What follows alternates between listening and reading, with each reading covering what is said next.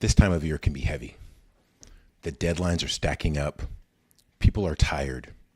And the joy that started in August feels harder and harder to hold on to. So today, I want to talk about something that sounds simple, but changes everything.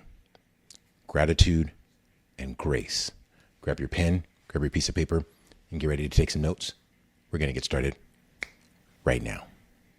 Hey there, Dr. Gordon Emerson here, Superintendent of Schools and Gallup Certified Strengths Coach.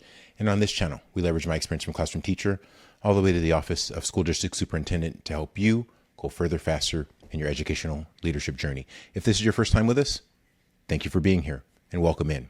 And while you're here, don't forget, hit the subscribe button as well as the bell notification so you don't miss any cool updates or any of our latest content or episodes. So I'm going to start with something provocative, and that is that there really needs to be a shift towards gratitude and grace. So as leaders, we're trained to spot problems. We notice what's off, we notice what's late, and we definitely notice what needs fixing. But leadership also means training your eyes to notice what's working. Because gratitude doesn't mean ignoring what's hard. It means choosing to recognize what's good in the middle of all of that noise and chaos that leadership is all about. Because what you focus on, that grows. If you lead with gratitude, your team will mirror that.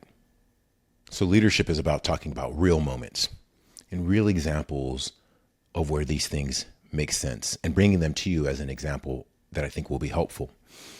So several years ago, I remember walking into a Friday meeting with my team where the tension was certainly thick. There was a lot going on, collective bargaining, negotiations. It had been a long year. And honestly, I was tired. The team was tired. And so it was a moment we had to start to think differently.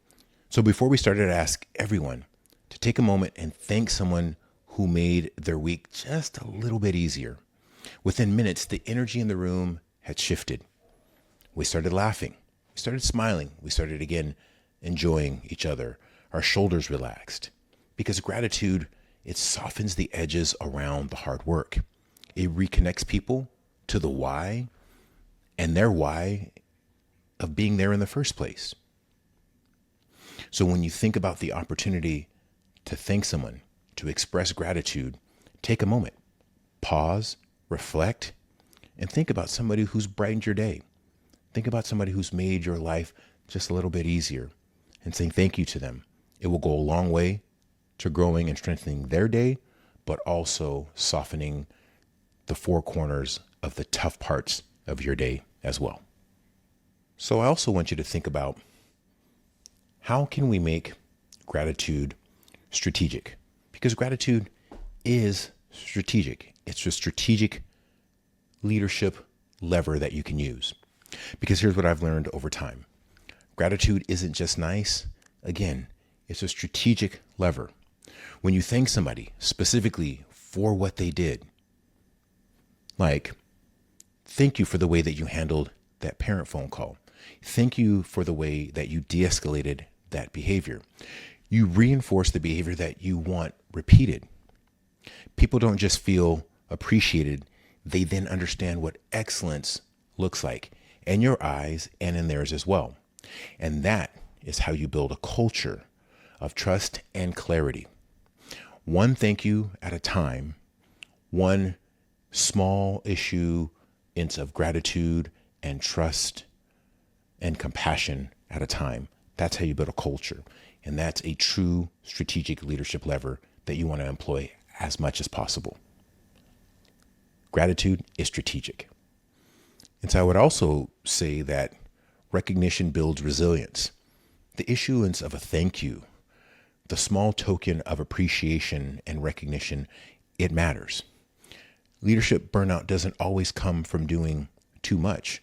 Sometimes it comes from giving too little recognition. That's how burnout can occur. When people stop feeling seen, they start running on empty.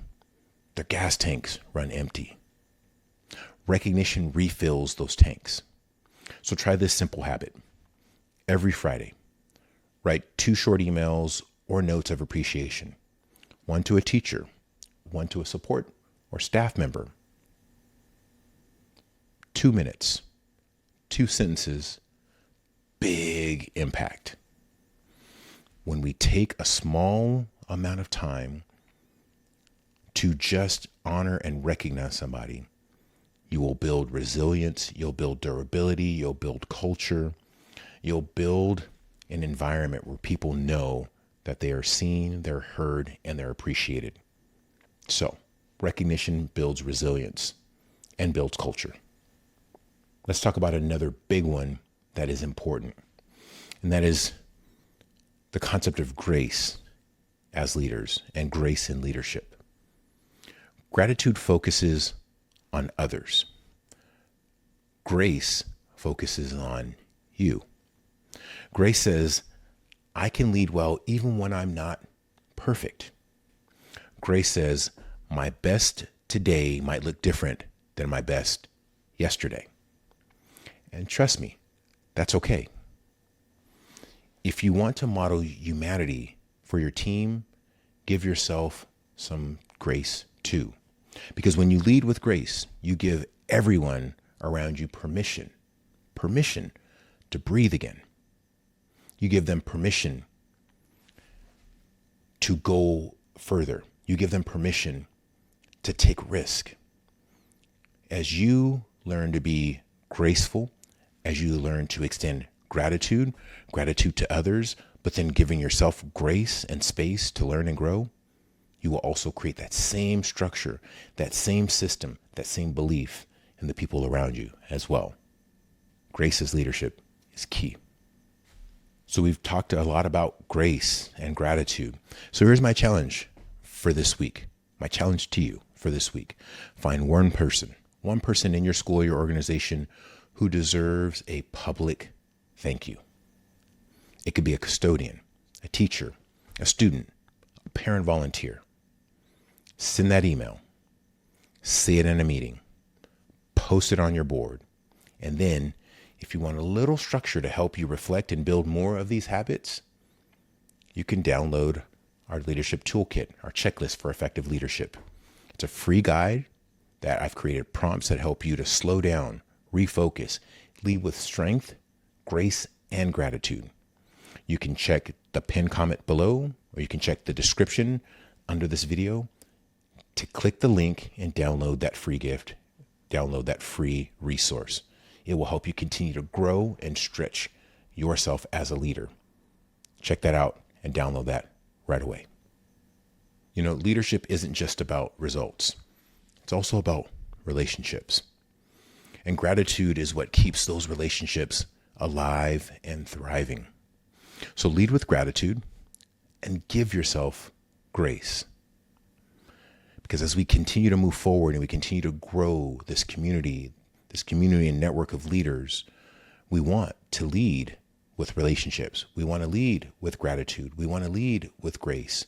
We want to have empathy. We want to build resilience. And it's using these types of strategies that are going to help to build our collective capacity for that.